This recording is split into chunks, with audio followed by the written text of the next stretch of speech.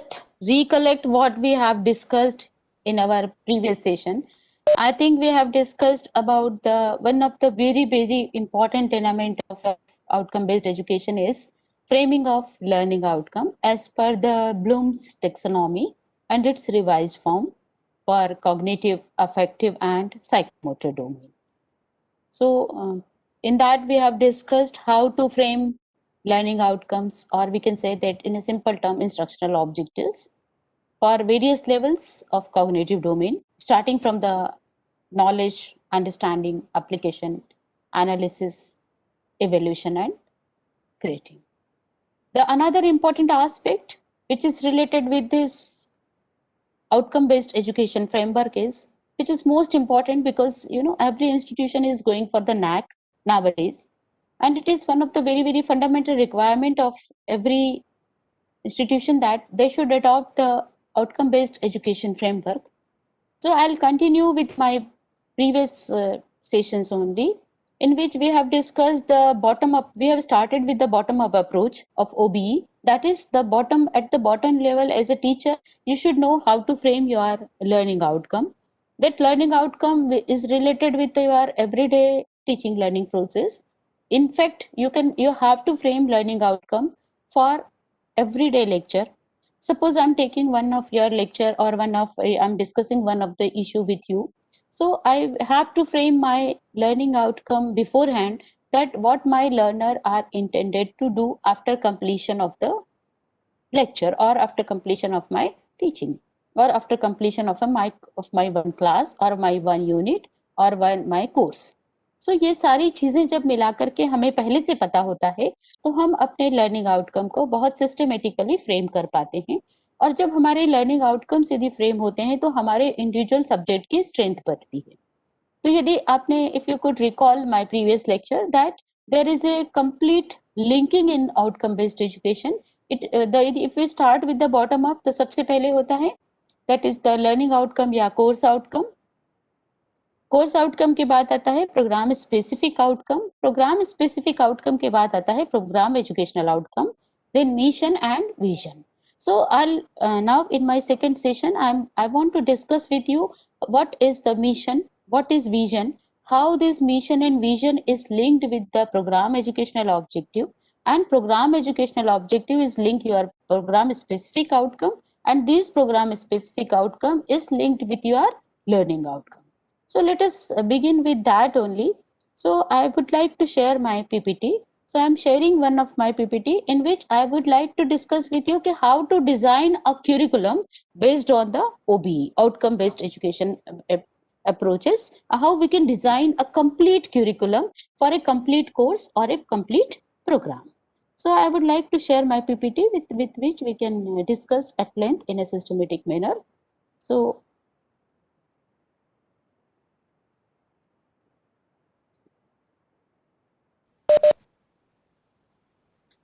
this is a issue which we are going to discuss about it.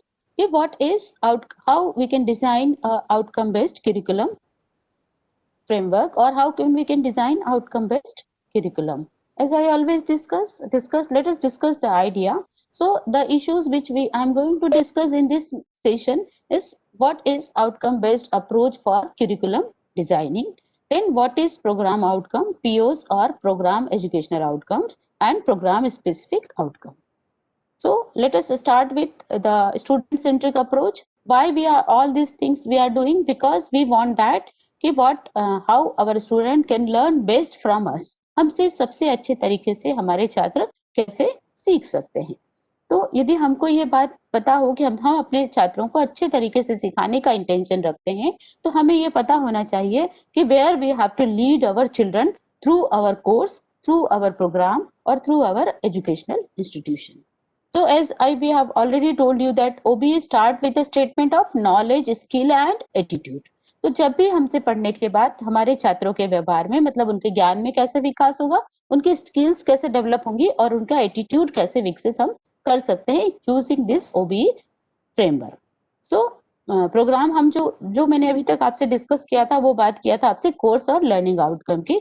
Now I am discussing कि this OBE जो framework है, इसमें ये चारों चीजें चाहे आप प्रोग्राम स्पेसिफिक आउटकम फ्रेम करें, प्रोग्राम एजुकेशनल आउटकम फ्रेम करें, चाहे आप अपना विजन और मिशन स्टेटमेंट फ्रेम करें, आपको ये चारों चीजों में, इन सारी चीजों में this 4 question always remains with you. This are the key questions which you have to always focus कि what my students will be able to do after completion of my course, how I can make my student to achieve my target, which the target we have fixed for my learner, how I can help them to achieve that. Then how I'll assess that whether my students has achieved the set target or not, and how I can improve my process. So ये continuously चलता रहता है. In fact, for designing your course outcome, for designing your examination system, for designing your teaching learning process, for designing your assessment, or for designing your institution's vision and mission. So as I already discussed कि हमने learning outcomes मैंने आपके साथ discuss किया था, because I always follow a bottom up approach. I'll go ahead with the program specific outcome, program outcome, and vision and mission. So let us see that what are the key constituents of outcome based education.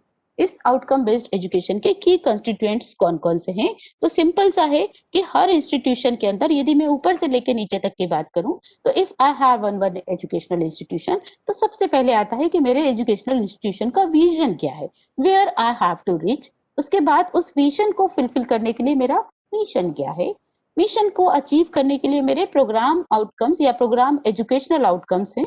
इस term को लेकर के please do not get confuse. If you follow the AICT pattern, accreditation का pattern को follow करेंगे technical courses का, तो ये कहलाता है programme educational outcome. But UGC को यदि हम फॉलो करते हैं तो ये प्रोग्राम आउटकम उसको वो बोलते हैं.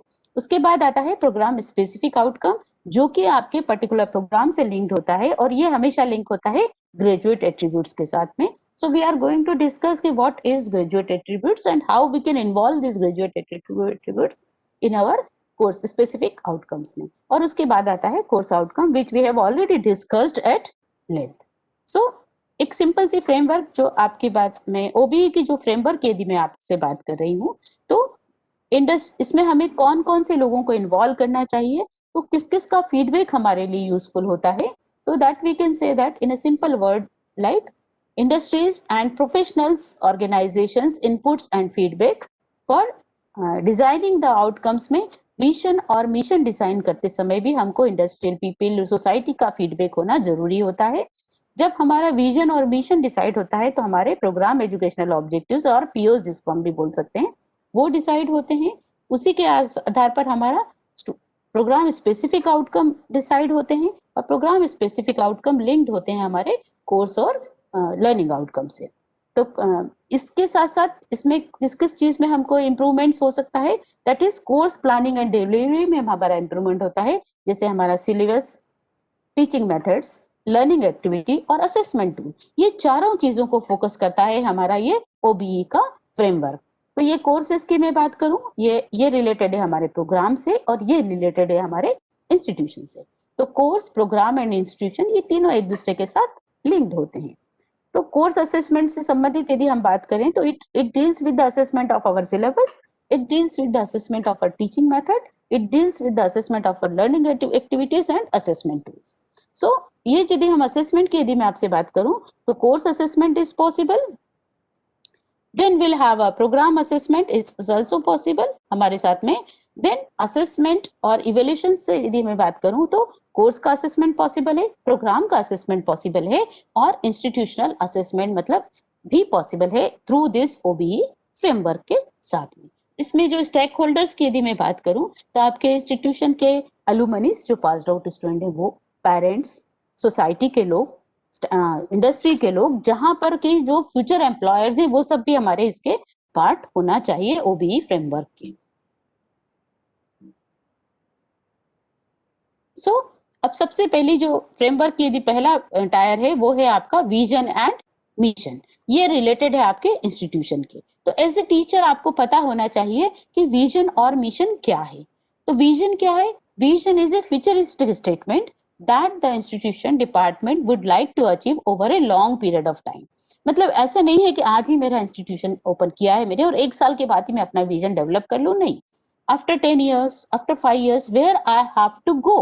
सिमिलरली बात है कि आज एक छोटा बच्चा है जो प्राइमरी एजुकेशन में जाता है, उसका एक टारगेट होता है कि आगे जब बड़ा होएगा तो वो क्या बनेगा।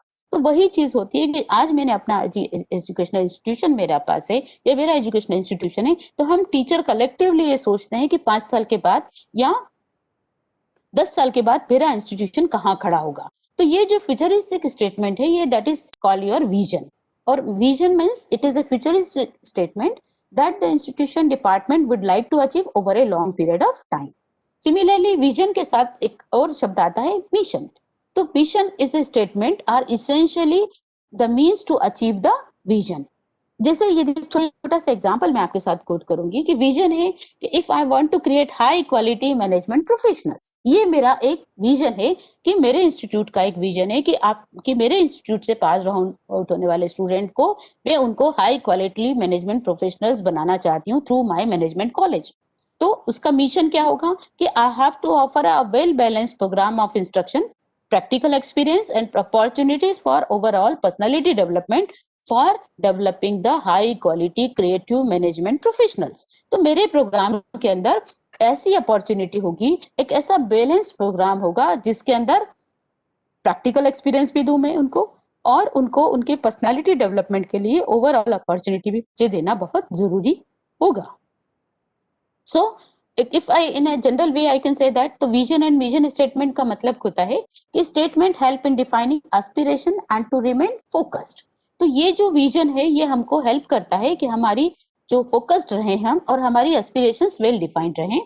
फिर the vision should be written in a simple language, easy to communicate and should also define objectives with present news which present near future of the institution. मतलब अगला भविष्य को बताने वाला ऑब्जेक्टिव हमारे विजन में डिपिक्ट होना चाहिए कि आफ्टर 5 years और after 10 years, no need to write that after 10 years, but I want to become one of the best university across Vidarbha. If my Rashtriyan Tukadoji Maharaj University focuses that I want to become one of the topmost university in Maharashtra, तो ये मेरा क्या हुआ, ये एक हमारी university का एक विजन हुआ। अब ये विजन को अचीव करने के लिए अब टॉप होना, तो टॉप एक ही केवल इससे नहीं होगा, जो भी मेरे प्रोग्राम्स होंगे वो उस तरीके के होंगे जो कि मैं जो ग्रेजुएट्स जो मेरे इंस्टीट्यूशन से पास आउट होकर के निकलेंगे या जो स्टूडेंट मेरे इंस्टीट्यूट से पास आउट होकर के निकलेंगे, वो कौन कौन से प्रोग्राम के थ्रू पास आउट होकर के निकल रहे हैं, उस प्रोग्राम का बेसिक ऑब्जेक्ट क्या है और उस प्रोग्राम के थ्रू मैं किस प्रकार के प्रोफेशनल्स डेवलप करना चाहती हूँ। Because a simple question comes in our mind कि why for higher education, higher education क्यों ली जाए। हायर एजुकेशन लेने का उद्देश्य एकमात्र यही होता है कि हम उनको उस तरीके के प्रोफेशनल्स डेवलप करना चाहते हैं। जैसे यदि एमबीए का प्रोग्राम है तो हम उनमें मैनेजरियल क्वालिटी डेवलप करना चाहेंगे। यदि टेक्निकल एजुकेशन है, बैचलर ऑफ इंजीनियरिंग का कोर्स है या बैचलर ऑफ टेक्नोलॉजी का कोर्स है, तो हम उस तरीके के इंजीनियरिंग प्रोफेशनल्स को डेवलप करना चाहेंगे। इसी के साथ साथ यदि ह्यूमैनिटीज का कोर्स है कि मान लो लिटरेचर एमए इन हिंदी, तो हम इस तरीके के ग्रेजुएट्स डेवलप करना चाहेंगे जिनको हिंदी लिटरेचर के बारे में कंप्लीट नॉलेज होगा और वो नॉलेज को इन्हांस कर पाएंगे। तो ये जो है vision statement is basically dream of where one wants the institution to be inspire all the stakeholders. मतलब हमारा विजन ऐसा होना चाहिए कि जितने भी स्टेक होल्डर्स हैं वो इंस्पायर होना चाहिए। और मिशन स्टेटमेंट्स क्या है, are actionable statement that guide the stake holders to act. बहुत सिंपल सी बात है, विजन हमारा हमारा फ्यूचर स्टेटमेंट है, विजन हमारा एक ड्रीम है और उस ड्रीम को अचीव करने के लिए हमको क्या क्या करना पड़ेगा। एक सिंपल एग्जांपल आपको देना चाहूँ, if I feel that I should be a good doctor और गुड टीचर इन फ्यूचर, तो मुझे अभी से इस तरीके की पढ़ाई बच्चों को कराना पड़ेगी, उनको उसी तरीके के कोर्सेस में डालना पड़ेगा, उनमें वो स्किल्स डेवलप कराना पड़ेगी, तभी मैं अपना गुड टीचर या गुड डॉक्टर का विजन को फुलफिल कर पाऊंगी। तो उस फुलफिल करने के लिए तो mission is like a steps through which we achieve our vision. Now अब how to formulate vision and mission statement. ये एक आप लोगों के दिमाग में क्वेश्चन आ रहा होगा कि you are working as a teacher in an institution, then what your role will be for framing of the vision and mission. But I promise you friends, if you understand this terminology in a systematic manner, you will be understand the whole framework of outcome based education।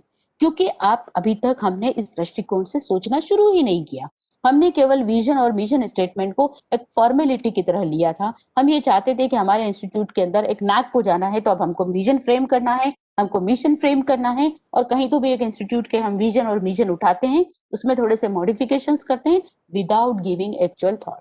तो here if you want to formulate good vision and mission, you have to follow bottom up approach. Bottom up approach matlab each and every stakeholder must be involved in framing your vision and mission. Now who will be the stakeholders? Of course you teachers, all the students, all the parents, community leaders, the future employers, all are the basic stakeholders of your institution. क्योंकि यही लोग what educational institution is a miniature of community. तो आप जिस तरीके की community में रह रहे हैं, तो आपकी कम्युनिटी में किस तरीके की आपके ग्रेजुएट से कम्युनिटी के एस्पिरेशन है, उसको भी आपको ध्यान में रखना है. तो you have to involve all stake holders and you need to discuss a brainstorming session. मुझे ऐसे लगता है कि यदि मैंने विजन में एक विजन बनाया है, तो हर एक व्यक्ति को उसके अंदर, हर स्टेक होल्डर को उसके अंदर ब्रेन स्टॉर्मिंग करना चाहिए, सोचना चाहिए कि हम कैसे. एक सिंपल सा स्टेटमेंट मैंने आपको ये बताया कि आज मैंने ये कहा कि मुझे मेरी यूनिवर्सिटी को महाराष्ट्र के टॉप मोस्ट यूनिवर्सिटी में लेकर के जाना है या नेशन की टॉप मोस्ट यूनिवर्सिटी बनाना है, तो मुझे SWOT एनालिसिस करना ही पड़ेगी कि what are the factors which is hindering my university to become top most. क्या कारण है, कौन कौन सी चीजें हैं, क्या क्या क्वालिटीज हैं. अभी कहाँ से शुरू होगा? यहाँ से शुरुआत होगी. सबसे पहले यूनिवर्सिटी के अंदर या कोई भी एजुकेशनल इंस्टीट्यूशन के लिए उनके student is the basic stakeholders, और उनके साथ स्टूडेंट और पेरेंट्स और टीचर्स, ये तीनों बॉटम लेवल के स्टेक होल्डर्स हैं. उन्हीं को हाथ में लेकर के उन्हीं से डिस्कशन होना बहुत जरूरी है कि हमारे स्टूडेंट के फ्यूचर एस्पिरेशंस क्या हैं, उनकी कैपेबिलिटीज क्या हैं, हमारे प्रोग्राम जो हम रन कर रहे हैं वाकई में जिन क्वालिटीज को हम डेवलप करना चाह रहे हैं वो वाकई में उस क्वालिटीज को डेवलप कर पा रहे हैं कि नहीं कर पा रहे हैं. हमारे जो स्टूडेंट जो हमसे पास आउट होंगे उनका फ्यूचर क्या होगा. फिर हमारे इंस्टीट्यूशन के सामने कौन कौन से चैलेंजेस हैं, क्यों, क्या रीजन है कि हमारे स्टूडेंट्स उस लेवल तक नहीं पहुंचा रहे हैं, और उनके इमीडिएट और लॉन्ग टर्म गोल क्या है. सपोज करो, जैसे एक सिंपल सा एग्जांपल मैं आपके साथ में लूं कि हमारे नागपुर यूनिवर्सिटी का एक मेजर प्रॉब्लम है कि हमारे जो पास्ड आउट स्टूडेंट्स हैं उनमें बहुत ज्यादा एम्प्लॉयबिलिटी स्किल्स नहीं आ पा रही. Now I need to do a SWOT analysis. क्या SWOT एनालिसिस करना पड़ेगी कि यदि मान लो मेरे इंस्टीट्यूट से कोई बैचलर ऑफ एजुकेशन या बैचलर ऑफ आर्ट्स की डिग्री लेकर के गया है, तो उसमें कौन कौन सी क्वालिटीज की सोसाइटी एक्सपेक्ट करती है, एम्प्लॉयर एक्सपेक्ट करते हैं. तो of course he should B master in good communication skills. उसके अंदर एनालिसिस पावर अच्छी होना चाहिए, उसके अंदर प्रॉब्लम सॉल्विंग एबिलिटीज होना चाहिए, उसको कंप्यूटर का नॉलेज होना चाहिए, उसको सोसाइटी के समझ होना चाहिए, उसको day to day life problems को समझने की उसकी क्षमता होना चाहिए. तो वो किस जगह पर काम करने जाएगा, क्या उस काम की, उस प्रोफेशनल रिक्वायरमेंट को वो ग्रेजुएट पूरी कर पा रहा है, ये सारी चीजों का हमको ध्यान रखना होगा. तो it comes under the SWOT analysis and challenges before the institute. Then फिर what are the immediate and long term goals. अब जैसे मुझे एक बात मालूम पड़ी कि मेरे स्टूडेंट्स के अंदर कम्युनिकेशन स्किल्स नहीं है, उनके अंदर राइटिंग और वर्बल कम्युनिकेशन की क्वालिटीज नहीं है, तो इमीडिएटली मुझे अपने प्रोग्राम में किस तरीके की चीजें डालना पड़ेगी. ऑफ कोर्स मुझे उसमें वर्बल कम्युनिकेशन और कम्युनिकेशन स्किल डेवलप करने के लिए मुझे उनकी लैंग्वेज कम्युनिकेशन के ऊपर ज्यादा फोकस कराना पड़ेगा. मुझे अपने प्रोग्राम में इस तरीके के सब्जेक्ट्स डालना पड़ेंगे जिससे कि वो उनमें कम्युनिकेशन स्किल्स डेवलप हो. तो इस तरीके से जब हम ब्रेन स्टॉर्मिंग सेशंस लेंगे तो हमारे विजन और मिशन स्टेटमेंट इजीली इवॉल्व होगा, और एक स्ट्रैटेजिक प्लानिंग हमारे सामने स्टेट होगी कि हम क्या प्लान करें, कैसे प्लान करें, जिससे हम अपने विजन और मिशन को आज नहीं अगले 5 साल बाद, अगले 10 साल बाद अचीव कर पाए. So this all are the framework through which we can formulate our vision and mission statement. Now as I already told कि national board of accreditation NBA के डॉक्यूमेंट्स को यदि मैं रेफर करूं तो vision is a futuristic statement that the institution would like to achieve over a long period of time, and vision is the means by which it proposes to move towards the stated vision. बहुत simple सी बात है कि long term statement है जो कि कुछ लंबे समय के बाद अचीव होगा, लेकिन वो अचीव कैसे होगा. सिंपल सी बात है कि if I have a mission, I have a vision to conquer the Mount Everest, तो मुझे उसके लिए थोड़े से मिशन भी बनाना पड़ेंगे, थोड़े से एक्शंस भी डिजाइन करना पड़ेंगे. तो vision is basically, mission is the actions for to achieve the vision. So अब एक सिंपल सा एग्जांपल आपके सामने है, इसको और क्लेरिफाई करने के लिए कोट करना चाहूंगी कि vision is to emerge as one of the nation's finest institution in the field of technical oblique और may be higher education and research through focused effective and sustainable monitoring of its programme and resources. ये एक vision बनाया है कि मैं technical या higher education के और रिसर्च के फील्ड में एक फाइनेस्ट इंस्टीट्यूशन बनना चाहती हूँ जिसका कि प्रोग्राम्स फोकस्ड हूँ, इफेक्टिव हूँ और सस्टेनेबल हूँ और उसके प्रॉपर रिसोर्सेज भी हूँ। तो अब इस विजन को डेवलप करने के लिए मेरे पास मिशन क्या होना चाहिए? To develop high quality professionals ingrained in ethics, wisdom and creativity for the betterment of the society. अब ये एक मेरा मिशन है कि जब मेरे ग्रेजुएट्स में इस तरीके की क्वालिटीज होंगी, उनमें एथिक्स होगा, उनमें प्रोफेशनलिज्म होगा, उनमें विजडम होगा, उनमें क्रिएटिविटी होगी, तो तभी वो सोसाइटी के बेटरमेंट के लिए काम कर पाएंगे। जब मेरे स्टेक होल्डर्स मतलब मेरे ग्रेजुएट्स इस तरीके के काम कर पाएंगे तभी मैं इंस्टीट्यूशन को फाइनेंस इंस्टीट्यूशन में कन्वर्ट कर पाऊंगी। तो ये चीजें आपको अपने मैनेजमेंट के साथ, if you are working in a private organisations तो आपको अपनी मैनेजमेंट के साथ, if you are working in a government organisations तो आपको अपने जो सुपीरियर अथॉरिटीज हैं उनके साथ बैठ करके और डिस्कशन होना बहुत जरूरी है, तभी आप इंस्टीट्यूशन का वर्केबल विजन और मिशन स्टेटमेंट फ्रेम कर पाते हैं। अब यदि हम मिशन और मिशन की बात करें तो विजन और मिशन के साथ में लिंक्ड स्टेटमेंट आता है, that is called program outcome या प्रोग्राम एजुकेशनल आउटकम्स। तो if I talk about the higher education की लैंग्वेज जो कि यूजीसी की बात करूं तो ये कहलाता है प्रोग्राम आउटकम, और यदि मैं एआईसीटी या इंजीनियरिंग एजुकेशन की बात करूं एपाइकल बॉडी की तो ये कहलाता है programme educational outcome. There is not much difference PO और पीईओस। तो यदि हम पीओस की बात करें या पीईओस की बात करें तो they are the long term goal 3 years और मोर आफ्टर ग्रेजुएशन। मतलब ग्रेजुएट होने के 3 साल बाद या पोस्ट ग्रेजुएट की डिग्री या पीएचडी होने के 2-3 साल बाद क्या क्या मेरे ग्रेजुएट्स के उनके एक्सपेक्टेड अचीवमेंट्स होंगे, वो किस तरीके से अपने प्रोफेशनल करियर में आगे बढ़ेंगे, तो इसके लिए मुझे किससे कंसल्ट करना पड़ेगा? Of course I have to consult with the alumnis, employers, parents and other stakeholders. जैसे एक एग्जांपल मैं आपके सामने डेवलप करना चाहूंगी कि ये एक प्रोग्राम एजुकेशनल ऑब्जेक्टिव है to develop competent teachers and professionals to support secondary education sector. Since I am working as a teacher educator, तो one of my program educational objective है, because my university is running a teacher education program और उसका मेरा एक personal programme educational objective है कि I want to develop competent teachers and professionals to support secondary education sector. तो secondary education sector जो देश का है उसको सपोर्ट करने के लिए मुझे उस तरीके के टीचर्स को डेवलप करना है, उनमें उस तरीके की कॉम्पिटेंसीज डेवलप करना है। अब यदि सेकेंडरी तो मुझे क्या क्या चीजें ख्याल में रखना होगी? ऑफ कोर्स मुझे ये देखना होगा कि नेशन के सेकेंडरी एजुकेशन सिस्टम की रिक्वायरमेंट क्या है, उनको किस तरीके के प्रोफेशनल्स की जरूरत है, क्या उनको किस तरीके के टीचर्स की जरूरत है, उनको किस तरीका का क्यूरिकुलम उनका है और उस क्यूरिकुलम को पढ़ाने के लिए उनके मेरे जो एग्जिस्टिंग जो स्टूडेंट्स हैं क्या वो उस क्यूरिकुलम को पढ़ा पाएंगे, क्या वो उस तरीके के मोड में पढ़ा पाएंगे, क्या वो उस कंडीशन में सरवाइव कर पाएंगे, ये सारी चीजें मुझे ध्यान रखना होगी। तो of course every time I have to search to the need of the community. जब मैं बार बार कम्युनिटी की नीड को सर्च करूंगी, जब मैं कम्युनिटी के स्टेक होल्डर्स से बात करूंगी, जब मैं ऑफिशियल्स से बात करूंगी जो सेकेंडरी एजुकेशन सेक्टर में काम कर रहे हैं, जब मैं प्रिंसिपल्स स्कूल सेकेंडरी स्कूल के प्रिंसिपल से कंसल्ट करूंगी, जब मैं एक्चुअल सेकेंडरी स्कूल के टीचर्स से बात करूंगी, तब मुझे समझ में आएगा कि where I am standing, where my students are standing. मेरे जो स्टूडेंट मुझसे सीख रहे हैं उनकी पोजीशन क्या है, वो किस लेवल के हैं, क्या उनमें अब जैसे मान लो सपोज करो, मुझे एक बात अभी बहुत दिनों से मैं इस चीज को लेकर के काफी कंसर्न हूँ कि most of the schools, because I am working as a head of the department of education, तो most of the time most of the public schools like Nagpur में कुछ भवंस के जो 4-5 स्कूल्स हैं, they are facing lot of teacher, they are facing crunch of quality teachers in their institution. और हर साल उनके पास में से रिक्वायरमेंट आती है कि दे वांट ह्यूमैनिटीज के उनको गुड टीचर्स की जरूरत है।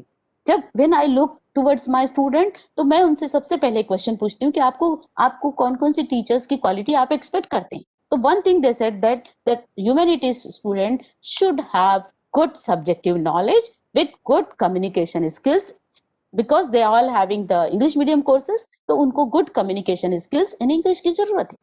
Now, क्या मेरा प्रोग्राम टीचर्स के अंदर good English communication skills develop कर पा रहा है? क्या मेरा प्रोग्राम टीचर्स में गुड सब्जेक्टिव क्वालिटी डेवलप कर पा रहा है? ऑफ कोर्स, ये सारी चीजें जब मुझे पता होगी तब हम हमारे प्रोग्राम में उस तरीके के मॉडिफिकेशंस करेंगे, उस तरीके के सब्जेक्ट्स को इन्वॉल्व करेंगे और हम अपने स्टूडेंट्स को उस तरीके के कॉम्पिटेंट टीचर्स के रूप में डेवलप कर पा पाएंगे.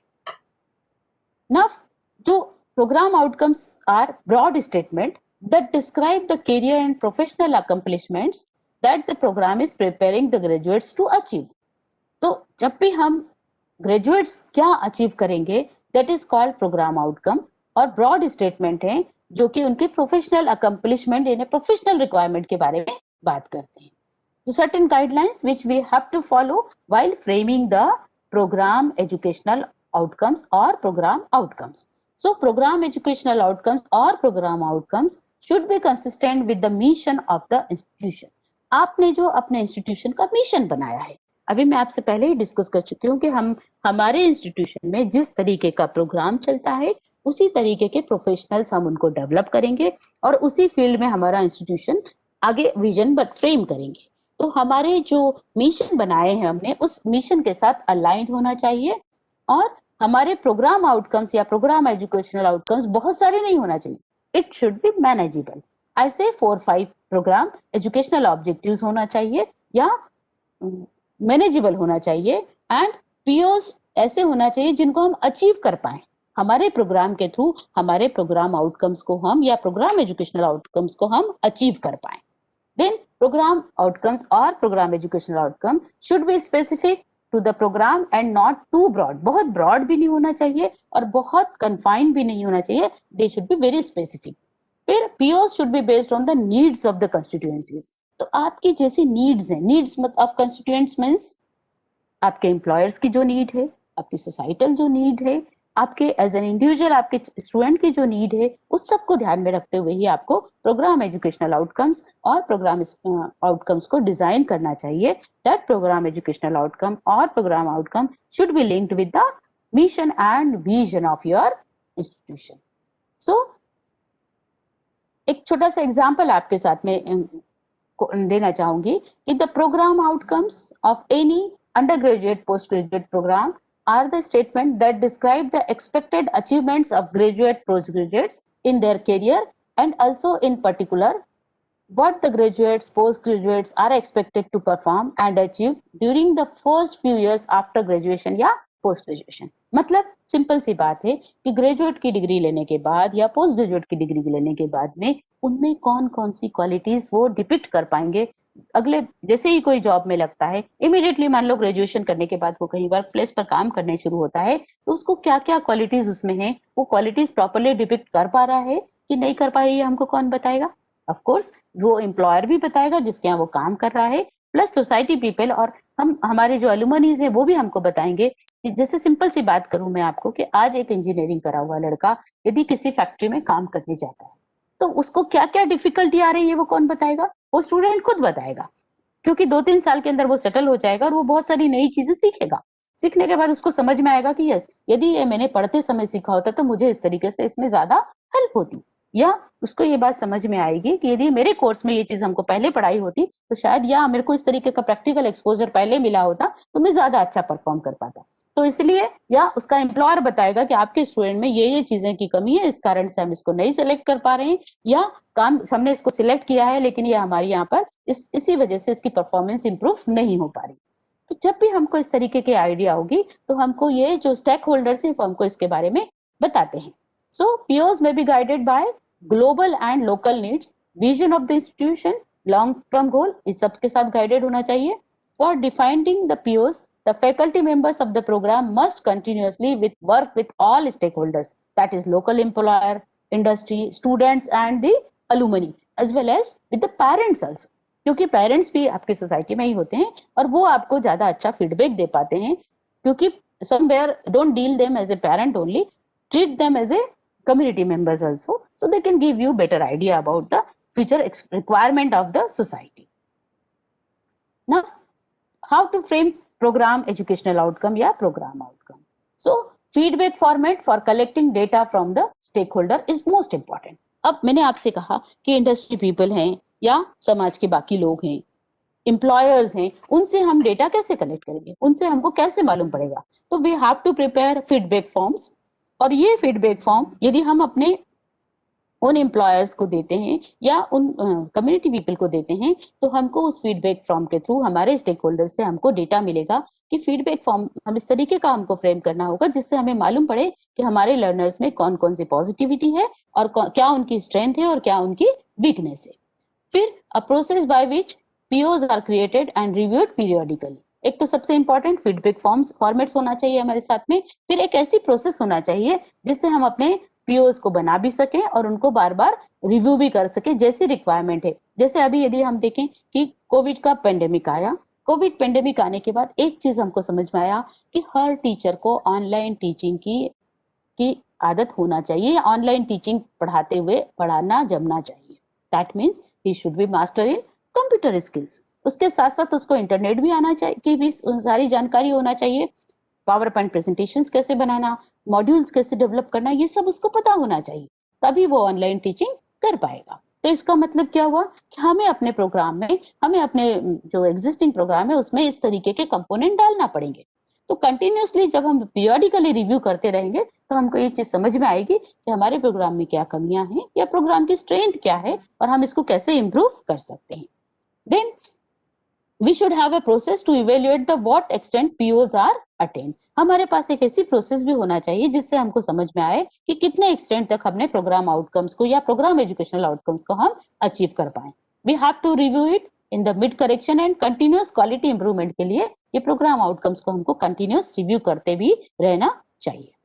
देन सर्टेन स्टेटमेंट्स जिसे मैं आपके साथ में शेयर करना चाहूंगी कि यदि हमने कुछ सैंपल आपके साथ दूं कि one PO की graduate will compete on a global platform to pursue their professional career in physical sciences and allied disciplines। अब जैसे मान लो मेरे पास में एक बैचलर ऑफ साइंस या मास्टर ऑफ साइंस का प्रोग्राम है, फिजिकल साइंसेस का प्रोग्राम है, तो मुझे मेरे सामने एक ये होना चाहिए कि जो हम फिजिकल साइंसेस प्रोग्राम चला रहे हैं उसके थ्रू हमारे स्टूडेंट्स में एक ग्लोबल प्लेटफॉर्म पर कॉम्पीट करने की कॉम्पिटेंसी डेवलप होना चाहिए। सिमिलरली सेकंड यदि हम देखें तो graduates will pursue higher education and और engaged in continuous upgradation of their professional skills. जो मेरे यहाँ से बैचलर ऑफ साइंस प्रोग्राम से हैं तो उसके अंदर आगे पढ़ने की उसकी क्षमता होना चाहिए और वो अपने आप को लगातार सीखने में अपग्रेड कर सके अपनी प्रोफेशनल स्किल्स में, ये क्वालिटी उसमें होना चाहिए। फिर एक और हो सकता है कि graduate will communicate effectively and will demonstrate professional behaviour while working in diverse team. क्योंकि आप जब कॉलेजेस में रहते हैं तो जब आप एक्चुअल वर्क फील्ड में जाते हैं तो आपको अलग अलग सिचुएशन में काम करना होता है। हमारे स्टूडेंट को डिफरेंट एटमॉस्फेयर में काम करना होता है, तो वो अपनी बात को effectively as a team member बाकी लोगों से कम्युनिकेट कर पाए। उसके साथ साथ वो हमारे जो डाइवर्स वर्क कल्चर है उसमें अपने आप को एडजस्ट कर पाए। That means he should have ability to adjust in diverse atmosphere। तो एडजस्टमेंट भी होना चाहिए उसमें, उसमें अपनी बात को सही तरीके से दूसरों के सामने रखने की क्षमता भी होना चाहिए। एक और इस तरीके का हम बना सकते हैं कि graduate will demonstrate concern for society and environment. Yes, this is most important कि यदि कोई ग्रेजुएट है और उसकी सोसाइटल कंसर्न नहीं है, उसको अपनी सोसाइटी में क्या चल रहा है उससे कोई लेना देना नहीं है, वो सिर्फ ग्लोबल बातें करता है, तो लोकल का क्या होगा? क्योंकि कोई भी हायर एजुकेशन इंस्टीट्यूशन से पास आउट होता है तो सोसाइटी या लोकल लोगों की उससे कुछ रिक्वायरमेंट होती है, और जब यदि वो अपनी लोकल नीड को ही लोकल को ही इंप्रूव नहीं कर पाएगा तो how we will achieve global. आजकल बहुत ज्यादा ये बात कर रही है कि हमको अपनी रिसर्चेस करना चाहिए, हर टीचर को एक अच्छी रिसर्च कराना चाहिए या हर टीचर के अच्छे पेटेंट्स होना चाहिए, उसके अच्छे पब्लिकेशंस होना चाहिए, वेब ऑफ साइंस की पब्लिकेशंस होना चाहिए। ये सब हमसे एक्सपेक्टेशंस हैं, लेकिन ये एक्सपेक्टेशंस कैसे फुलफिल होंगे जब तक हम अपने लोकल नीड्स को आइडेंटिफाई नहीं करेंगे, लोकल नीड के हिसाब से उस लोकल प्रॉब्लम को सॉर्ट आउट नहीं करेंगे, तब तक हमारे रिसर्च पेपर्स में ओरिजिनलिटी नहीं रहेगी। तो लुक एट अराउंड यू, हम अपने आसपास की कम्युनिटी को देखें, उसकी प्रॉब्लम्स को समझें। मैं तो बहुत सिंपल तरीके से इस चीज को लेती हूँ कि यदि मुझे कोई रिसर्च करनी है तो सबसे पहले सपोज करो मैं कोई ह्यूमैनिटीज का टीचर हूँ और मुझे लग रहा है कि मुझे कुछ ऐसी रिसर्च करानी है जिसका कुछ लोकल इम्प्लीकेशन हो, लोकल एप्लीकेशन हो। तो ऑफ कोर्स यदि आप देख रहे होंगे तो नागपुर में बहुत ज्यादा प्रॉब्लम है कि हमारे ग्रीनरीज कम हो रही हैं, या सिंपल कहूँ कि हमारे नागपुर शहर में बहुत ज्यादा कचरा है, सिंपल सा, बहुत ज्यादा डर्ट है सब तरफ।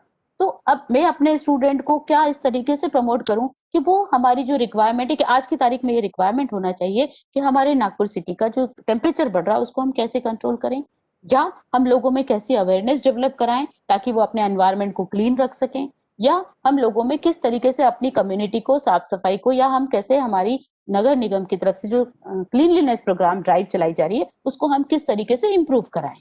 तो ये एक तरीका हो सकता है जो कि हमारे रिसर्च का पार्ट हो सकता है, जिसमें हम कम्युनिटी को इन्वॉल्व करें, कम्युनिटी की रिसेंट प्रॉब्लम्स को इन्वॉल्व करें और उसके ऊपर एक कलेक्टिवली कोलैबोरेटिव रिसर्च करें। तो ऑफ कोर्स हमारा एनवायरमेंट कंसर्न भी पूरा होता है, हमारा सोसाइटल जो ऑब्लिगेशंस है वो भी पूरे होते हैं, और इस तरीके से हम अपनी रिसर्चेस को आगे बढ़ा सकते हैं। और जब इस तरीके की, जब हम कोई छोटी सी प्रॉब्लम लेंगे, एक पर्टिकुलर एरिया की क्लीनलीनेस की प्रॉब्लम को यदि आपने फोकस किया, तो या हिस्टोरिकल मॉन्यूमेंट्स के ऊपर कुछ फोकस किया और उससे रिलेटेड कोई रिसर्च की, उसका रिलेटेड कोई सॉल्यूशंस आपके सामने आए, तो ऑफ कोर्स वो आपका इंडिजिनस वर्क होगा, उसको उस पब्लिकेशन को पूरे वर्ल्ड के अंदर रिकॉग्निशन मिल सकेगी और आपके पब्लिकेशन इंडिजिनस पब्लिकेशन होंगे। अभी हम क्या कर रहे हैं, we are looking towards west, हम वेस्टर्न मॉडल को अडॉप्ट कर रहे हैं कि उन लोगों ने उनके उनके if you look at the western universities, तो they work on the society requirement only.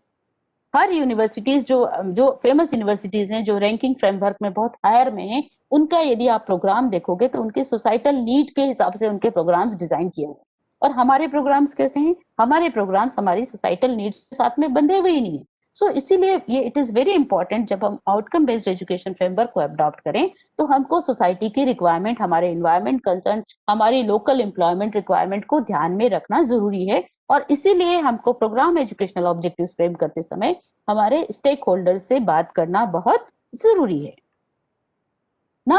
कुछ एग्जांपल्स जैसे ह्यूमैनिटीज की मैं बताऊं तो practice professional skills in workplace, that is industries, public sector organisation और an entrepreneur for successful professional career. अब humanities का बीए करा हुआ बच्चा है या एमए करा हुआ बच्चा है, तो वो क्या कर सकता है, या तो वो वर्कप्लेस में कोई इंडस्ट्री में काम करेगा, या फिर वो खुद एज ए एंटरप्रेन्योर के रूप में काम करेगा। तो उसमें वो स्किल्स डेवलप हुई कि नहीं हुई, वो हमको देखना बहुत जरूरी है। और यदि हम अपना प्रोग्राम एजुकेशनल ऑब्जेक्टिव ऐसा बनाते हैं कि उसमें प्रोफेशनल स्किल्स हो वर्कप्लेस के लिए, इंडस्ट्री रिक्वायरमेंट के हिसाब से उसके अंदर स्किल्स डेवलप करें, तो of course you will visit industry, industry में जाएंगे, इंडस्ट्री पीपल से बात करेंगे, पब्लिक सेक्टर ऑर्गेनाइजेशन से बात करेंगे कि जो ग्रेजुएट, जो एप्लीकेशन, जो आपकी वैकेंसीज निकलती हैं, उस वैकेंसीज में हम आपको किस तरीके के प्रोफेशनल्स की जरूरत है, किस तरीके के स्टूडेंट्स की कौन कौन से स्किल्स आपको नीडेड है। और जब आपको ये पता होंगी तभी आप अपने प्रोग्राम में उस तरीके के स्किल्स को इन्वॉल्व कर पाएंगे, उस तरीके के डिजाइन कोर्सेज को डिजाइन कर पाएंगे।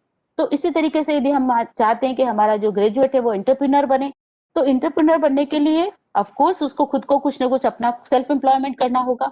तो क्या उसके अंदर कोई ऐसी स्किल्स हैं जो इंडिजिनस नॉलेज को यूज करते हुए कर सके, क्या उसमें कोई ऐसी स्किल्स हम उसमें डेवलप करवा पाए जिससे वो किसी इंडस्ट्री को समझ करके उस इंडस्ट्रियल रिक्वायरमेंट को सपोर्ट कर पाए। तो ऐसी चीजें हमको अपने करिकुलम में डालना होगी, तभी हम हमारे सही प्रोग्राम एजुकेशनल ऑब्जेक्टिव्स को फ्रेम कर पाएंगे।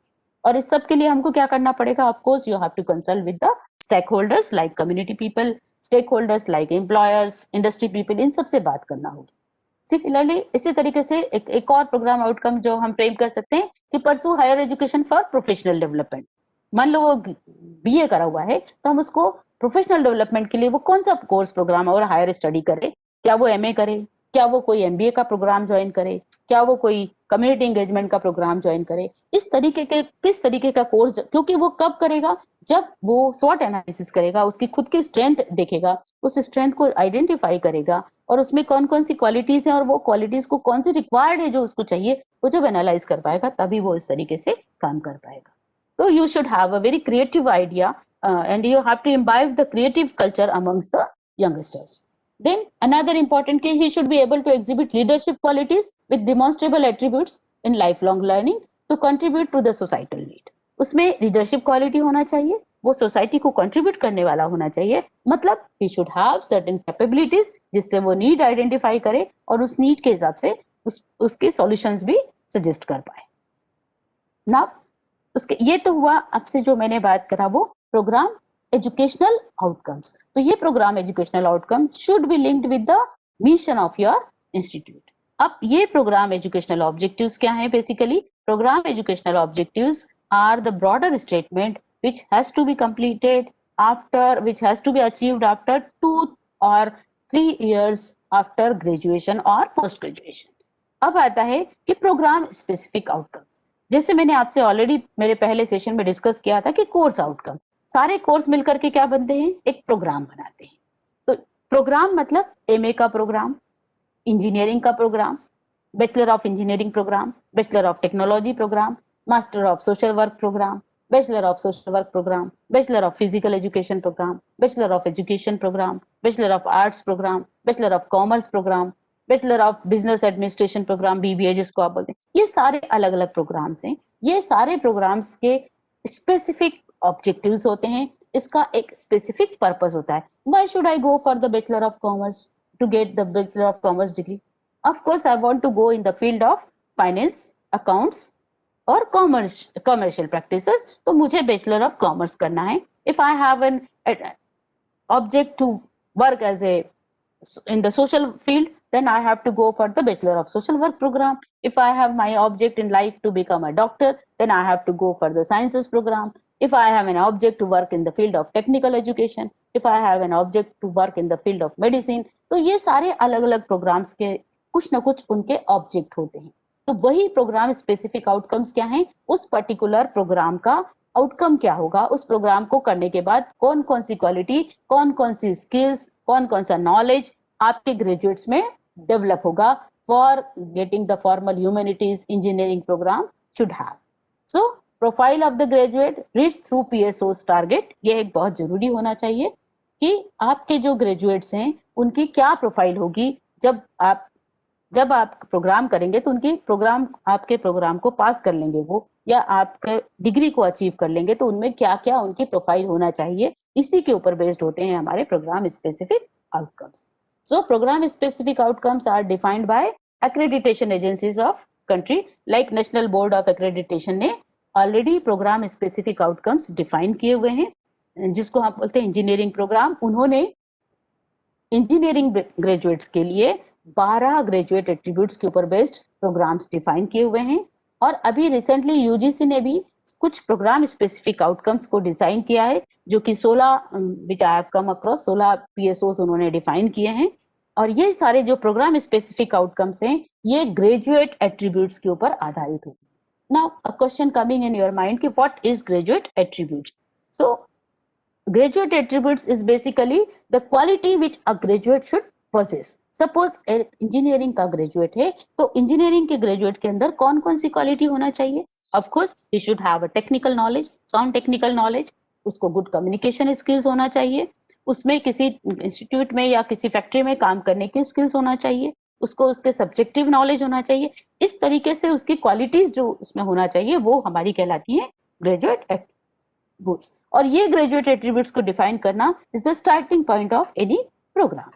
सो यदि हम और डिटेल में जाएं तो programme specific outcomes are basically related with your courses, और कोर्सेज कंबाइन करके जो इम्पैक्ट प्रोड्यूस करते हैं that is called the programme specific outcomes. So they are the short term outcomes at the point of graduation या post graduation, describing what students are expected to know और be able to perform, that we call attributes.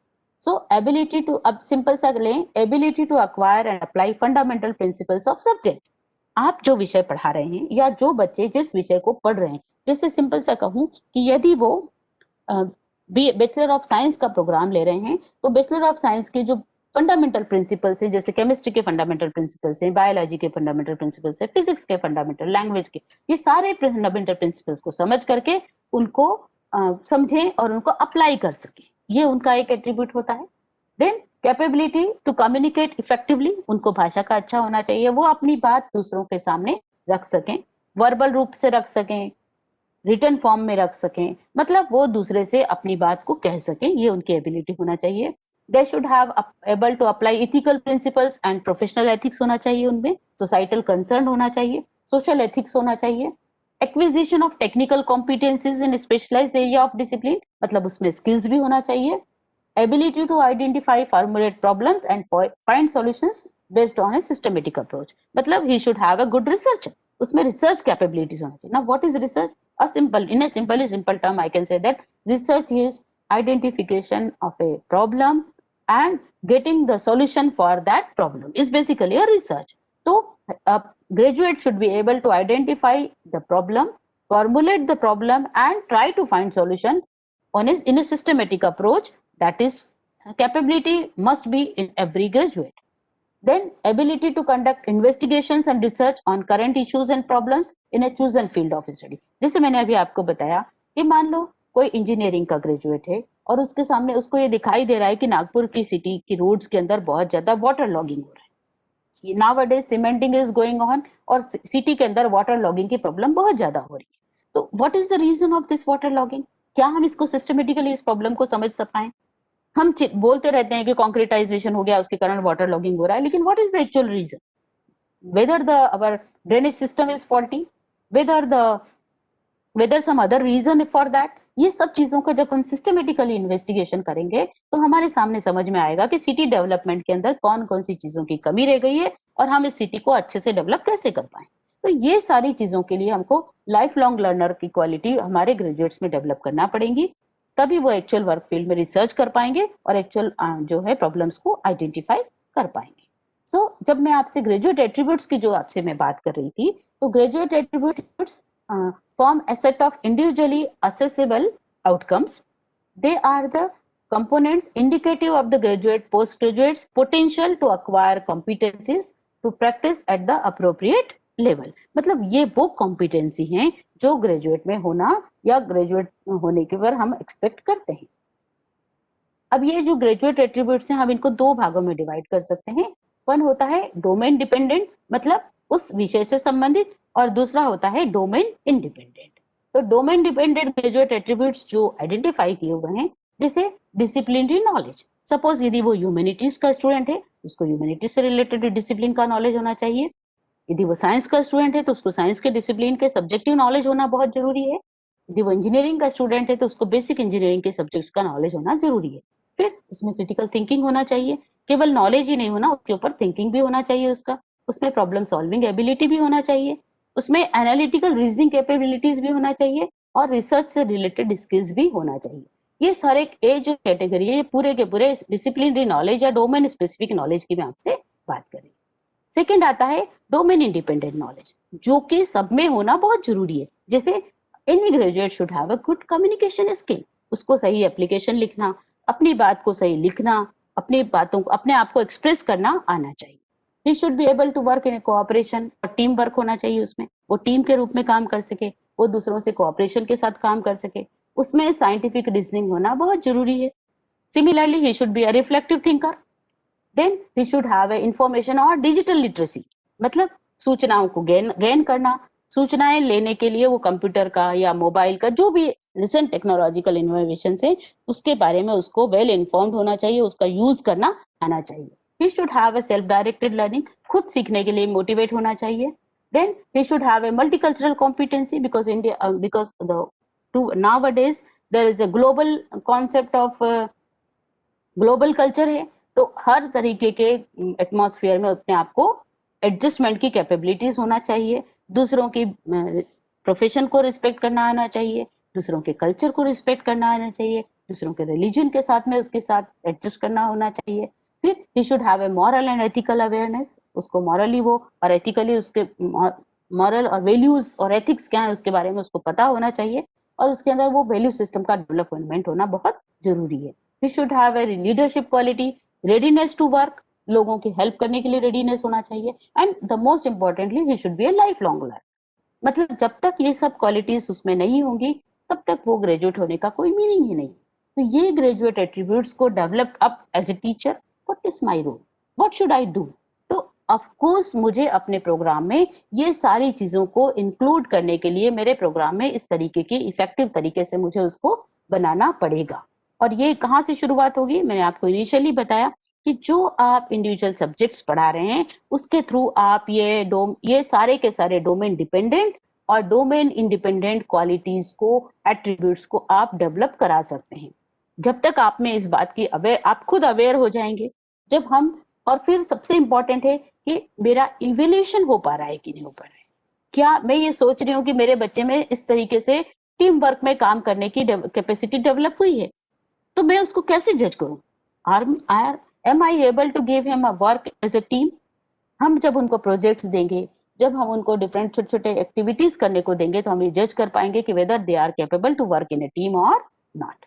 फिर important है कि वो उनके अंदर ethical awareness है कि नहीं, क्या उनको सोसाइटल अवेयरनेस है कि नहीं। ये सारी चीजें हमको केवल इम्बाइब भी करना है, और उसके साथ साथ ये जानना भी है कि वाकई में वो चीज अचीव कर पाए कि नहीं कर पाए, क्या उनमें वो कॉम्पिटेंसी डेवलप हो पाई कि नहीं हो पाई।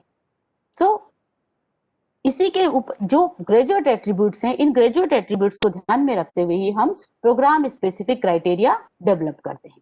तो program criteria provide the specificity needed for interpretation of the bachelor level criteria as applicable to a given discipline। जो भी डिसिप्लिन है उसका बैचलर लेवल का क्राइटेरिया क्या है, किस लेवल तक उसमें उनके अंदर वो प्रोफिशिएंसी आना चाहिए।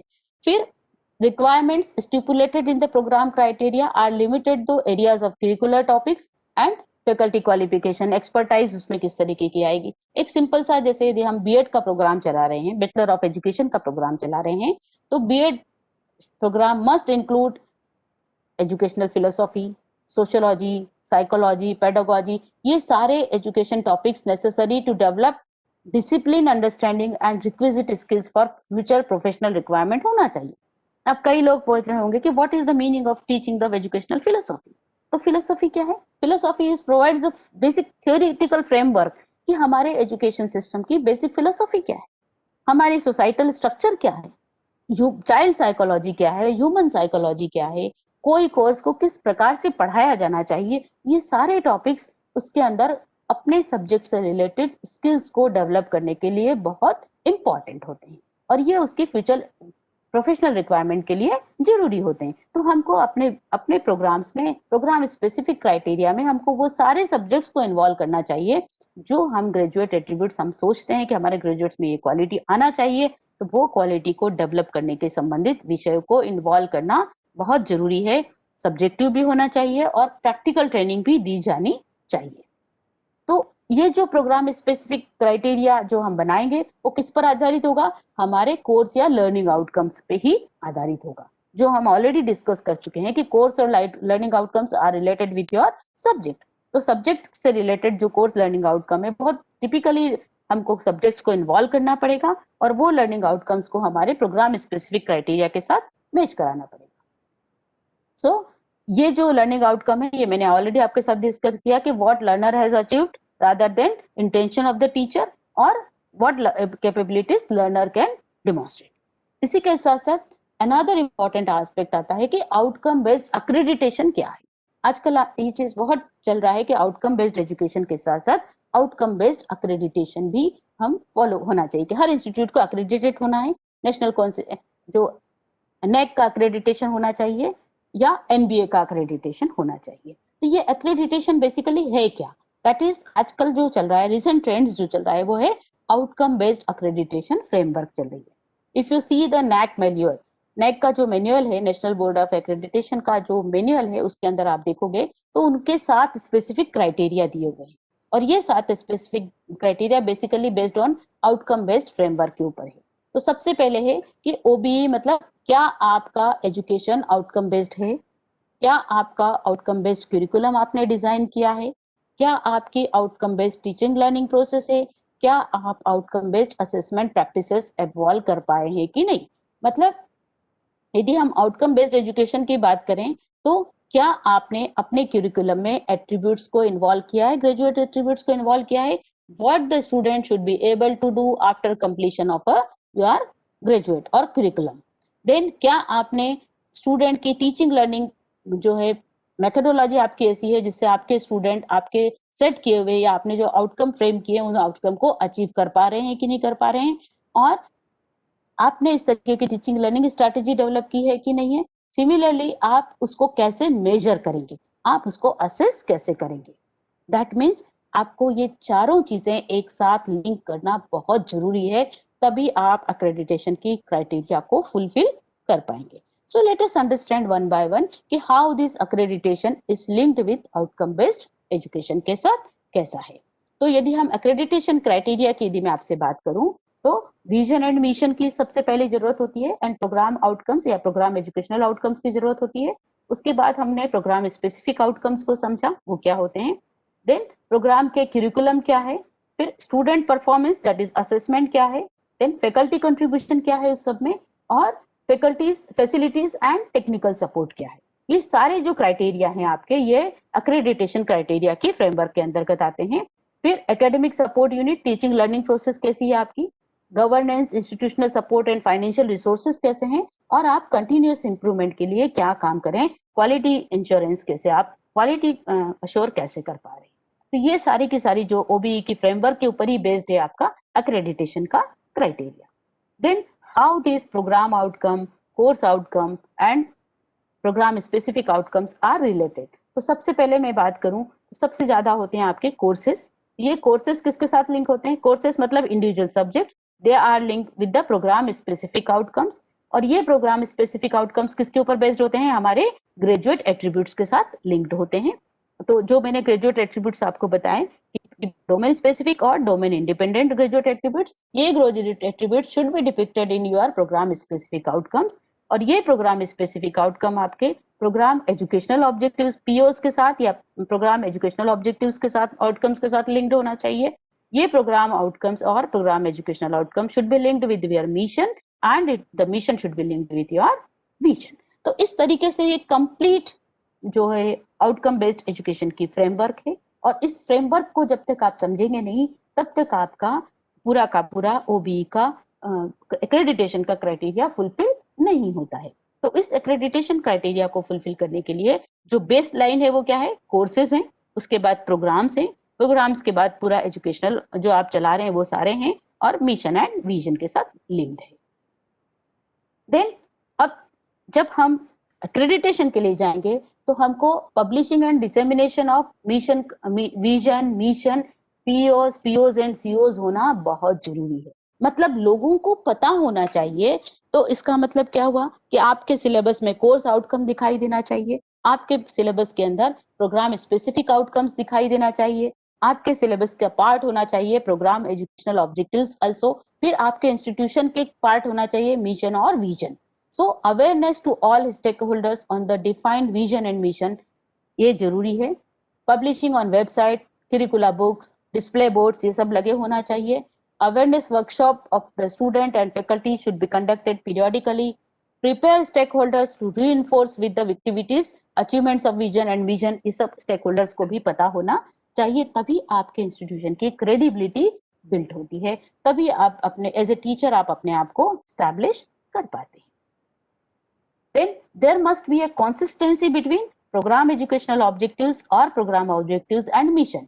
इन दोनों के बीच में कंसिस्टेंसी होना चाहिए। कैसे, एक एग्जांपल आपके साथ बताती हूँ कि to impart quality education for the holistic development of under graduate and graduate students with social responsibility and technically competency, ये यदि मेरा एक मिशन है तो इस मिशन को फुलफिल करने के लिए क्या मैंने अपने प्रोग्राम्स में सोशल रिस्पॉन्सिबिलिटी को कैटर किया है, क्या मैंने उनके प्रोफेशनल करियर को कैटर किया है, क्या ये हमारा एक मिशन है कि सोशली रिस्पॉन्सिबल होना चाहिए। तो क्या मेरे प्रोग्राम आउटकम्स में सोशल रिस्पॉन्सिबिलिटी के रिलेटेड कोई प्रोग्राम आउटकम्स मैंने बनाए हैं, क्या मैंने उनके प्रोफेशनल करियर को अपलिफ्ट करने के हिसाब से प्रोग्राम आउटकम्स बनाए हैं क्या।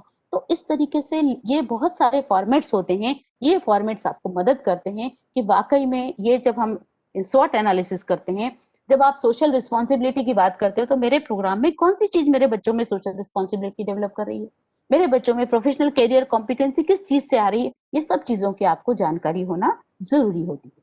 तो ये एक थोड़ा सा कैसे पीओस विजन एंड मिशन के साथ लिंक्ड होते हैं। तो let us see that one of the vision ये to be a leading university for creation, preservation and dissemination of knowledge, training of knowledge workers for nation building and providing continuous support to the national development through technology. ये एक bachelor of technology BTech program चलाने वाले institute से pick up that. अब उसका mission क्या होगा, to produce multi skilled graduates who are able to spearhead nation building in the information age। That means उनको रिसेंट टेक्नोलॉजिकल इन्वॉल्वमेंट के साथ वो अपने आप को इस तरीके के स्टूडेंट्स होंगे, इस तरीके के मिशन होगा कि हम रिसेंट टेक्नोलॉजिकल एनवायरमेंट एडवांसमेंट को अपने प्रोग्राम में इंक्लूड करें। To provide opportunity and resources for academic researches to carry out the state of art research and development work. तो रिसर्च के लिए भी उसमें होना चाहिए, क्योंकि हमें क्या करना है, नॉलेजेबल वर्कर्स होंगे और नेशन बिल्डिंग होंगे। कंटिन्यूअस सपोर्ट टू नेशन है, मतलब रिसर्च होना चाहिए। To support the growth of nation wide ICT industry through provision of continuous professional development of knowledge. ये क्या है, ये हमारे तीन मिशन बनाए। उन तीन मिशन के साथ में प्रोग्राम आउटकम क्या होगा, to develop highly competent professionals specialized in the area of physical sciences and communication technologies in support to the related industry. ये हो सकता है। To produce innovative technical leaders that are able to contribute towards the advancement of material sciences and communication technologies। ये भी एक हमारा mission को link करता हुआ प्रोग्राम आउटकम है, या प्रोग्राम एजुकेशनल आउटकम जिसको हम बोलते हैं। तो ये तीनों इस तरीके से एक दूसरे के साथ में लिंक्ड होते हैं। फिर ये जो आपके प्रोग्राम स्पेसिफिक आउटकम्स जो आपने बनाए थे, ये तो हुए आपके प्रोग्राम आउटकम। प्रोग्राम आउटकम के बाद आता है प्रोग्राम स्पेसिफिक आउटकम। ये प्रोग्राम स्पेसिफिक आउटकम आपके ग्रेजुएट एट्रीब्यूट्स के साथ लिंक्ड होना चाहिए। जैसे मैंने आपको बताया, एआईसीटी के यदि आप देखोगे मैनुअल, तो उसमें आपको 12 ग्रेजुएट एट्रीब्यूट्स दिखाई देंगे। And if you go for the UGC, just a minute, रुकने को बोलिए, मैं क्लास ले रही हूँ। देन तो जब हम प्रोग्राम स्पेसिफिक आउटकम आपके किसके साथ लिंक्ड होना चाहिए, it should be linked with your graduate attributes. तो जो एआईसीटी ने, all India council of technical education ने जो 12 ग्रेजुएट एट्रीब्यूट्स डिफाइन किए हैं, वो ग्रेजुएट एट्रीब्यूट्स आपके किसके साथ लिंक्ड होना चाहिए, प्रोग्राम स्पेसिफिक आउटकम्स के साथ लिंक होना चाहिए। इसी तरीके से यूजीसी ने जो 16 ग्रेजुएट एट्रीब्यूट्स डिफाइन किए हैं, वो आपके प्रोग्राम के साथ लिंक्ड होना जरूरी है। तो ये लिंकिंग के लिए इस तरीके के फॉर्मेट्स यदि आप बना पाएंगे और समझ पाएंगे तो आपको आसानी होती है। इसी तरीके से आता है कि how the PO program outcomes are aligned with the programme specific outcome. जैसे मैंने आपको बताया कि आपके मान लो 12 ग्रेजुएट एट्रीब्यूट्स हैं, 12 ग्रेजुएट एट्रीब्यूट्स को लिंक करते हुए आपने मान लो 10 या 12 आपके प्रोग्राम स्पेसिफिक आउटकम बने हैं। तो ये प्रोग्राम स्पेसिफिक आउटकम किसके साथ अलाइंड होंगे, आपके प्रोग्राम आउटकम के साथ अलाइन होंगे। और प्रोग्राम आउटकम क्या है, 3 या 4 साल बाद ग्रेजुएट होने के बाद उसमें वो क्वालिटी वाकई में इस प्रोग्राम स्पेसिफिक आउटकम से ये क्वालिटी डेवलप होगी कि नहीं होगी, इसका हमको एनालिसिस हम करते हैं। इसी तरीके से लर्निंग आउटकम्स जो आप बना रहे हैं, लर्निंग आउटकम मैंने आपको मॉर्निंग के सेशन में भी बताया था कि 3 4 5 सब्जेक्ट हैं आपके, वो सारे सब्जेक्ट के जो लर्निंग आउटकम्स हैं वो सब आपके साथ किसके साथ बनते हैं, आपके प्रोग्राम के आउटकम के साथ में अलाइंड होते हैं। So I think that we have discussed at length about the various issues related with the instructional objectives, learning outcome and outcome-based education, because all these outcomes are co-linked with each other. So these all are the some type of metrics matrices हैं कि जैसे मान लो हमारे यहाँ पर हम कोई course चला रहे हैं, उसमें थ्योरी भी होगा, उसमें लैब वर्क भी होगा, उसमें अदर एक्टिविटीज भी होगी। तो हमने उन सबको कोर्सेज को कोड्स दिए होते हैं। जैसे मान लो हमारा है, तो उस हर एक कोर्स के कोर्स आउटकम्स होंगे, और हर एक कोर्स के आउटकम के साथ साथ उसकी लैब एक्टिविटी, उसके अंदर थ्योरेटिकल सब्जेक्ट, तो उनका कंट्रीब्यूशन कितना है एक्चुअली प्रोग्राम स्पेसिफिक आउटकम में, आपके कोर्सेज का कितना कंट्रीब्यूशन है। तो हम इस तरीके से मेट्राइसेस बना सकते हैं, और ये मेट्राइसेस आपको बहुत मदद करती है कि आप जो कोर्सेज चला रहे हैं उनके ये सारी चीजें मिलकर के वो कौन कौन सी स्पेसिफिक ग्रेजुएट एट्रीब्यूट्स को फुलफिल कर रहे हैं। ये जो है ये सारे ग्रेजुएट एट्रीब्यूट्स के साथ लिंक्ड है ये, और इसी के साथ लिंक्ड है आपका program specific outcome. Then curricular components भी हम इस तरीके से एनालिसिस कर सकते हैं कि जो आजकल आपने देखा होगा सिलेबस के अंदर कि हर एक को क्रेडिट दिया हुआ है कि कितने क्रेडिट का प्रोग्राम है, उस क्रेडिट में कितने कॉन्टेक्ट आवर्स हैं, उसमें कितने टोटल नंबर ऑफ क्रेडिट्स हैं, वो क्रेडिट्स कैसे प्रोग्राम आउटकम और प्रोग्राम एजुकेशनल आउटकम किस तरीके से लिंक्ड है। मतलब वेरियस कोर्स, मान लो यदि बीएससी का प्रोग्राम है या बीए का प्रोग्राम है या कोई और विषय का प्रोग्राम है, तो math, science, computing, humanities, professional core, ये सारे कोर सब्जेक्ट्स हैं। ये कोर्स कंपोनेंट किस तरीके से, कितना इनका वेटेज है, कितने इसमें क्रेडिट्स हैं, कितने कॉन्टेक्ट आवर्स हैं, और ये टोटल नंबर ऑफ क्रेडिट्स हमारे प्रोग्राम आउटकम्स और प्रोग्राम एजुकेशनल आउटकम्स के साथ किस तरीके से लिंक्ड है। Then there should be a balanced between practical, theory and lab activity. ये सब चीजों का बैलेंस होना बहुत जरूरी है। अभी तक हमारे सिलेबस में हम केवल theoretical वर्क को ज्यादा इम्फेसिस करते आए थे, but now there is a need to include the practical activity. जो भी आप, मैं एक बहुत एज ए टीचर सिंपल आपके साथ डिस्कस करना चाहूंगी, क्योंकि आप सभी यंग टीचर्स हैं and you are part of induction program. तो जब भी आप हायर एजुकेशन में, major problem which I come to know and which I come across during my 30 years of teacher educator, as a teacher educator, कि हम जो पढ़ा रहे हैं उसका हम प्रैक्टिकल एप्लीकेशन बच्चों को नहीं बता पा रहे हैं। क्यों उनमें एम्प्लॉयबिलिटी स्किल्स नहीं आ पा रही हैं? क्योंकि हमने जो आज थ्योरी में जो मैंने आपको पढ़ाया, उसको आप प्रैक्टिकली अप्लाई कहाँ करेंगे? ये आपको सिखाना बहुत जरूरी है। यदि आप एक छोटा सा कॉन्सेप्ट भी आज पढ़ा रहे हैं, तो उसको day to day life experience के साथ जरूर लिंक करिए और उसका प्रैक्टिकल एप्लीकेशन उनको बताइए, तो ऑटोमेटिकली बच्चों में वो स्किल्स डेवलप होंगी और वो उसको सीखने के लिए इन्हांस होंगे। तो आपके हर प्रोग्राम में, हर जो आप सब्जेक्ट पढ़ा रहे हो, उस सब्जेक्ट के अंदर आपके थ्योरेटिकल कंपोनेंट और practical component clear cut define होना बहुत जरूरी है। और इसी के साथ साथ उस प्रैक्टिकल कंपोनेंट को आप कौन सी तरीके से पढ़ाएंगे, ट्रांजैक्शनल एनालिसिस जिसको मैं बोलती हूँ, कि आप कौन सी टीचिंग लर्निंग मेथड से पढ़ाएंगे, ये भी आपके सिलेबस का पार्ट होना चाहिए। तो जब हम ये स्टार्ट ऑफ द ईयर, जब हम अपने लेक्चर की प्लानिंग करते हैं, जब हमारे कोर्स को पढ़ाने की प्लानिंग करते हैं, उस समय ये सारी प्लानिंग का पार्ट हमारे एज ए टीचर, हमारी डायरी में ये सब चीजें इंक्लूड होना चाहिए कि कौन सी सिलेबस की कौन सी यूनिट को मैं किस टीचिंग मेथड से पढ़ाऊंगा, उसमें कौन कौन सी प्रैक्टिकल एक्टिविटी कराऊंगा, उसमें किस तरीके के प्रोजेक्ट्स असाइन करूंगा बच्चों को, उसमें उनकी क्वालिटी में डेवलप होने के लिए मैं क्या कर सकता हूँ, ये आपको क्रिएटिव तरीके से सोचना पड़ेगा। Now second part is assessment methods. हम कौन कौन सी ले सकते हैं? यूजुअली अभी हम 5 क्वेश्चन पूछते हैं और उनसे हम असेसमेंट लेते हैं, लेकिन हमको डायरेक्ट असेसमेंट मेथड्स हैं और इनडायरेक्ट असेसमेंट मेथड्स भी हैं। डायरेक्ट असेसमेंट मेथड्स में हमारे पास एग्जाम्स हैं, असाइनमेंट्स हैं, प्रोजेक्ट्स हैं, ट्यूटोरियल्स हैं, लैब्स हैं, प्रेजेंटेशंस हैं।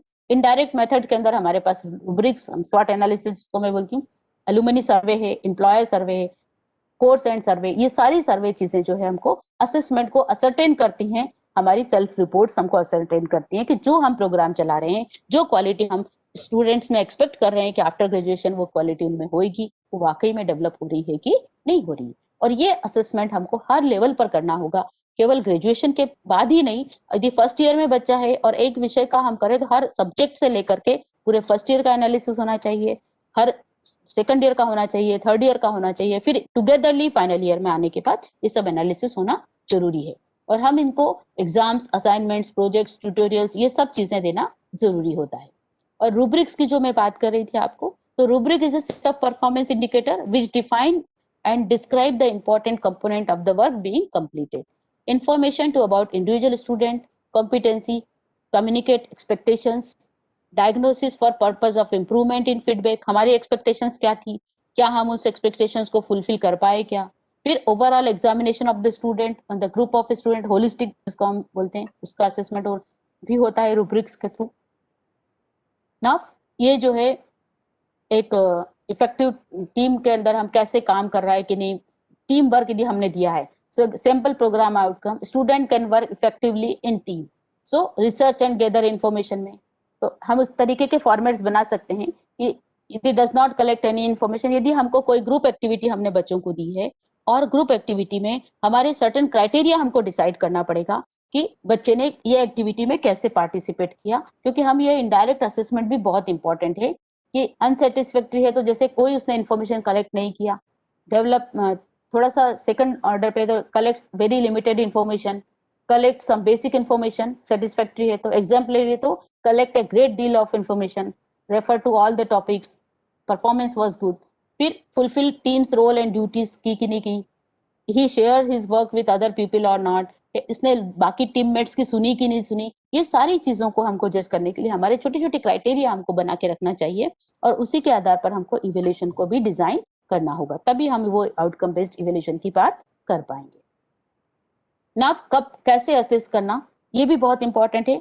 तो कोर्स आउटकम को अपॉन कोर्स कंप्लीशन असेसमेंट होना चाहिए through your internal assessment, through the course completion जो हम करते हैं प्री यूनिवर्सिटी एग्जाम्स के पहले लेते हैं, टेस्ट लेते हैं हर यूनिट कंप्लीट होने के बाद में। स्पेसिफिक प्रोग्राम ग्रेजुएशन होने के बाद होता है और प्रोग्राम आउटकम का few years after graduation, 4 to 5 years के बाद हम उसको असेस कर पाते हैं। ना जो असेसमेंट टूल्स की जो मैं बात करूं, तो the data may be collected progressively, survey questions होना चाहिए, then producing the graduate with leadership quality, employer survey. अब इसका एक क्वेश्चन आपके सामने देती हूँ, at which level position our graduates are working in your organisation. तो employer satisfaction survey, alumni survey yearly होना चाहिए, प्लेसमेंट रिकॉर्ड, हायर एजुकेशन के रिकॉर्ड्स, ये भी आपको बताते हैं कि आप जो प्रोग्राम चला रहे हैं वो वाकई में अपने पर्पस को फुलफिल कर रहा है कि नहीं कर रहा है। Then assessment tool, end of course survey quarterly होना चाहिए, हर 4 महीने में ये होना चाहिए। इंस्ट्रक्टर इवेल्यूशन रिपोर्ट भी क्वार्टरली होना चाहिए। डिपार्टमेंट परफॉर्मेंस रिपोर्ट भी होना चाहिए जो कि क्वार्टरली होना चाहिए। स्टूडेंट एग्जिट सर्वे हर साल होना चाहिए, हर साल के बाद उनका ओपिनियन लिया जाना चाहिए। अलुमनी सर्वे also should be taken yearly. Then alumni advisory board once or twice in a year. Student advisory committee बनाना चाहिए, साल में 1 या 2 बार उनका भी सर्वे होकर के उनसे भी हमको फीडबैक लेना बहुत जरूरी है। कई बार हमें ऐसा लगता है कि फीडबैक फॉर्मेट्स जो हमारे सामने बार बार लाए जाते हैं बेकार हैं, but this feedback form gives you idea कि where you are and what you have to do for future. Then assessment for POs का alignment, attainment of programme outcomes आपने किए कि नहीं, तो इंडस्ट्रियल सर्वे, अलुमनी सर्वे, ये जो अलग अलग हैं उनके आपके क्या गोल्स, कितने % अचीव करे आपने, उनसे क्वेरी पूछ सकते हैं। जैसे हमने इंडस्ट्रियल सर्वे में जा रहे हैं, हम अपने अलुमनी का सर्वे कर रहे हैं या हम एम्प्लॉयर से बात कर रहे हैं, तो आप उनसे ये पूछ सकते हैं कि ग्रेजुएट, आपके ग्रेजुएट्स में लीडरशिप क्वालिटी है कि नहीं।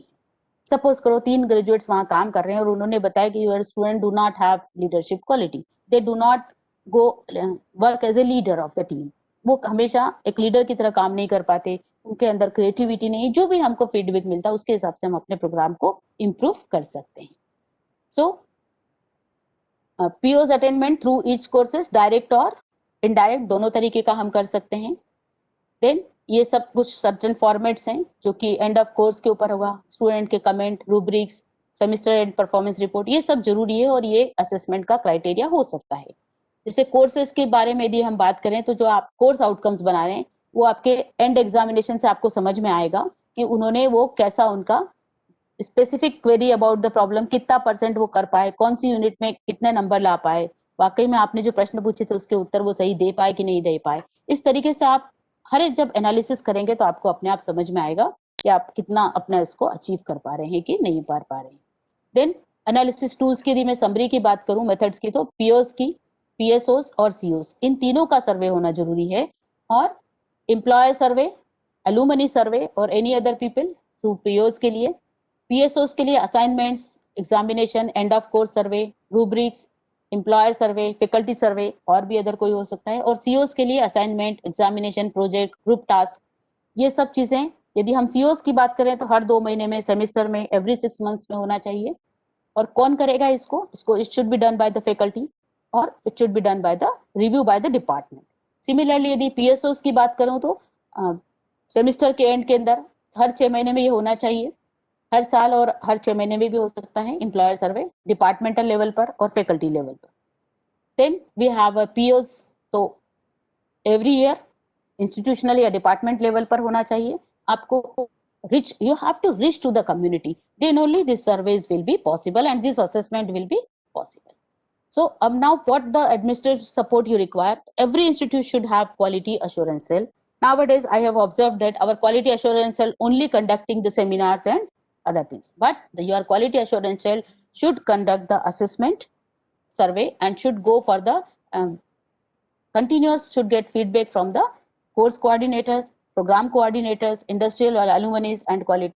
These all are the feedback you have to take through the quality assurance cell. So thank you so much for patient listening. If you have any query, you can ask me.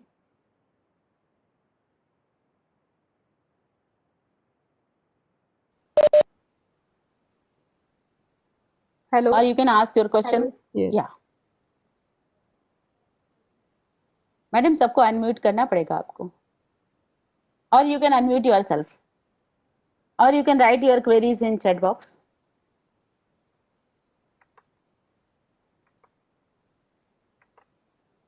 All the students are requested, please see, are you able to unmute yourself? Oh yes. Yes, ma'am. Unmute.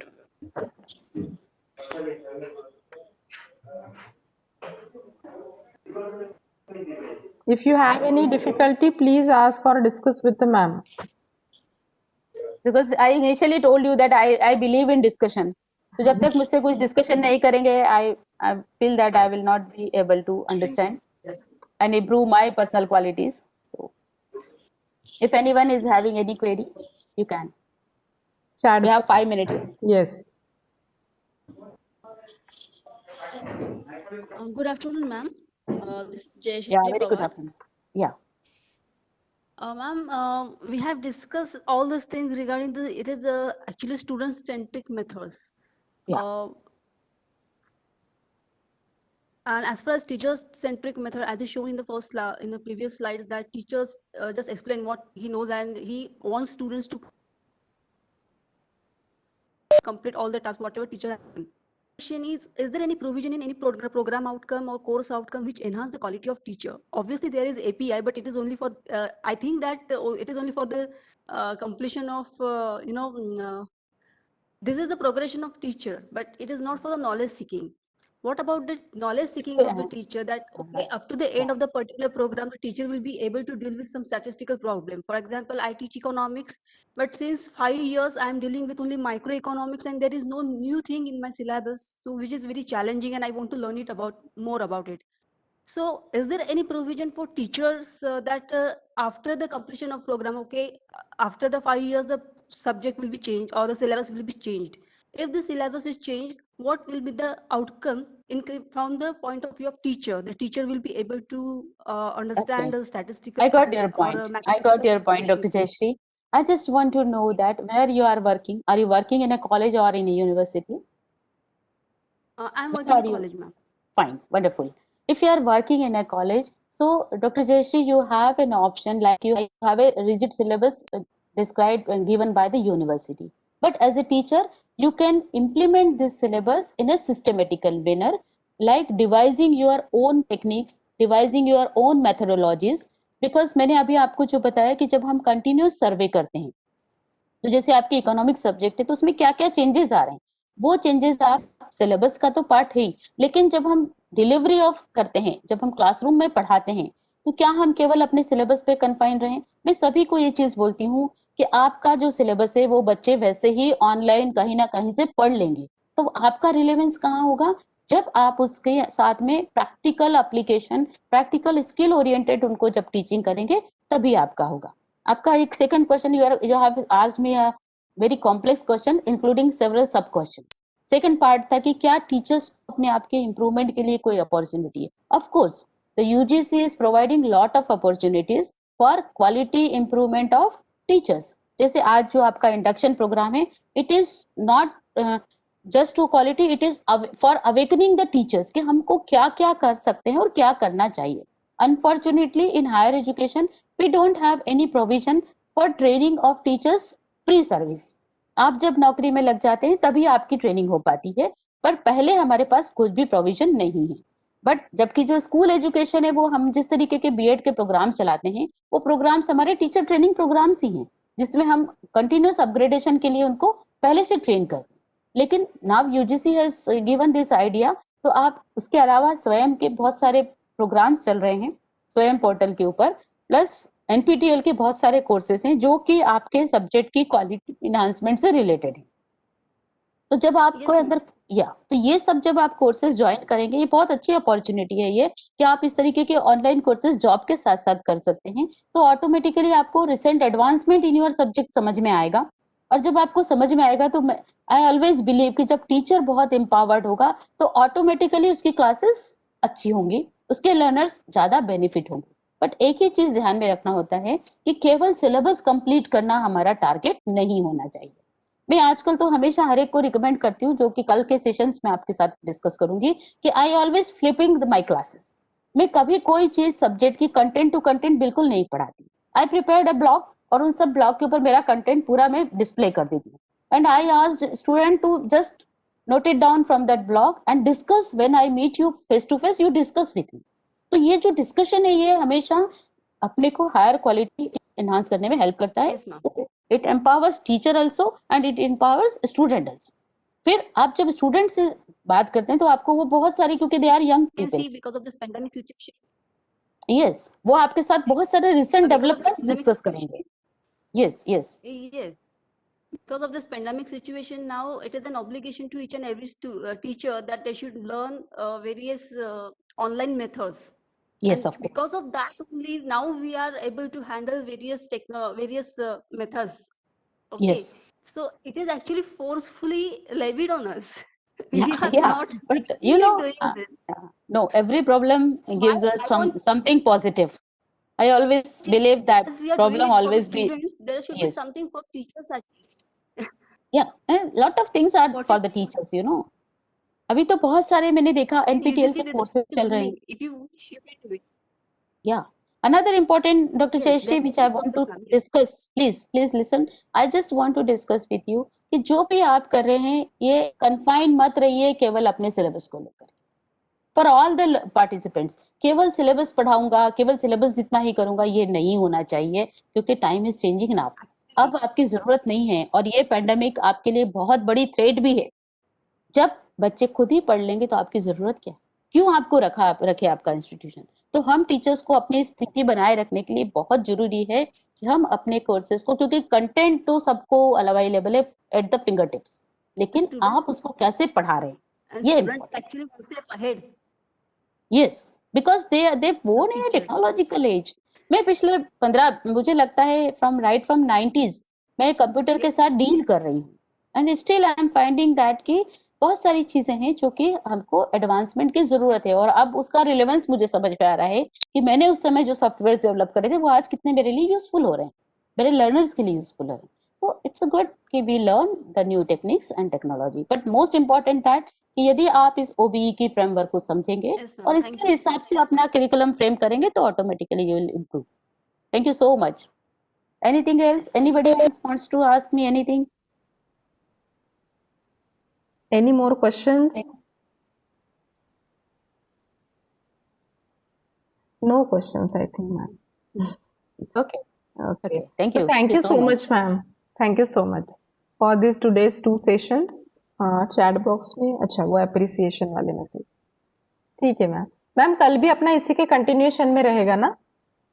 कल मैं लेने वाली हूँ strategies of teaching okay. और उसी के साथ में फोकस करूंगी that is the constructivist approach. एक सेशन मेरा रहेगा जो रहेगा स्ट्रैटेजीज बेसिक टीचिंग स्किल्स के ऊपर. जो सेकंड सेशन रहेगा वो आजकल चल रहा है कि हम कंस्ट्रक्टिविस्ट अप्रोच अप्लाई करें, मतलब what are the different techniques we can use for teaching learning. तो सेकंड सेशन में उस पर लूंगी बिकॉज ऑनलाइन सेशन में we need more and more content क्योंकि स्क्रीन होती है तो या तो इसीलिए I am focusing on this 2 aspects. So tomorrow I'll take my first session will be strategies of teaching, that is the basic classroom techniques क्या होंगी, somehow the related with the skills and all, and second part will be constructivism. Okay ma'am. Okay. Yeah. ठीक है. Okay. Thank you so much ma'am. Thank you. Yeah, thank you.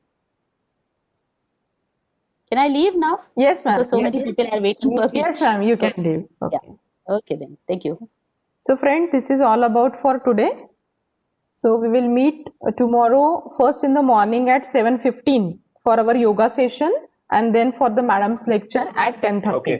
Okay?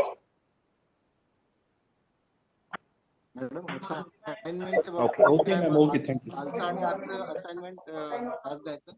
हो sir. Yes sir, कल का और आज का assignment आपको आज रात तक कंप्लीट करना है. Thank you madam. नाही सर, आज फक्त रेकॉर्डेड क्विज अपलोड केले आहेत का? नाही Quiz रेकॉर्डेड व्हिडिओवरती क्विज अपलोड केलेले आहे. मॅडमचे अजून अपलोड नाही केले, ते आपण उद्याच करूया. व्हिडिओ. ओके. ठीक आहे. मॅम. ओके सर, मी बंद करते आहे आता मीटिंग. झालं ना? ओके, ठीक.